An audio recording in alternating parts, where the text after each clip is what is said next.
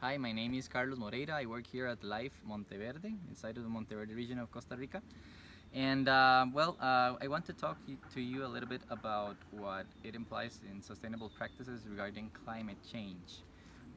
Here in Life Monteverde, we have sustainable practices, but we need to talk about how to we like chain together these concepts, intertwine them, and sustainable practices. We talk about the environmental factor, the social aspect, and the economic one. So they need to work the three of them together. So in coffee, what do we talk about coffee? Climate change. Okay, climate change is changing the weather. Yes, in 10 years we have had an increase of 2 Celsius degrees in temperature.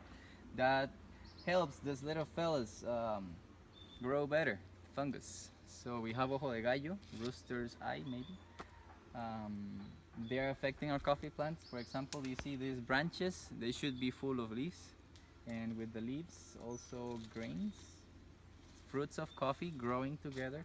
But if we have them affecting our crops, they're damaging the entire income that we could get out of it. So the economic factor is affected by the environmental factor, and therefore the social factor gets a downsize as well, because we don't have enough income nor crop to pick, so we don't need as many pickers, and therefore people is out of jobs, and this creates uncertainty in several aspects in life. And something else that we should consider is how do we help somehow.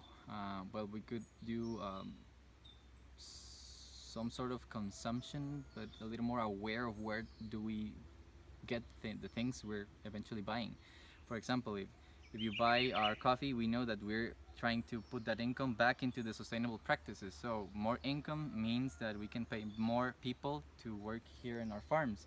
We have had a change of weather, yes, and the rain in Costa Rica is really strong, and it was 8 solid months of rain, and that helped the plants not be stressed out by rain. When they rain, when the eventually we have rain, we have flowering uh, in the plants of coffee, and 6 months afterwards we get a crop.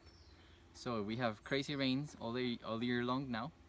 We have crazy plants throwing flowers and eventual fruits all year long, but we don't have enough money to pay people all year long for our harvesting, because coffee is not it's not about that. When we harvest coffee, we get the red beans, the red cherry, to ensure quality, and not all of them ripen at the same time in a plant. So maybe in a plant we can get 1, 2, 3, 10, 15 small cherries of coffee.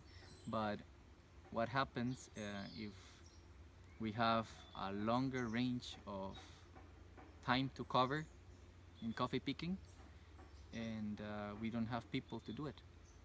So there's a beetle, the broca. It comes inside of the grains. It eats in one of the two that it's inside of each fruit, and makes it rotten. It downsizes the value and the flavor, the eventual cupping of the coffee, and that is really bad for a crop and for a coffee farmer, a producer, or roaster even. So there's a whole lot of things to do, yes, regarding coffee world, but if we want to help, we can do it.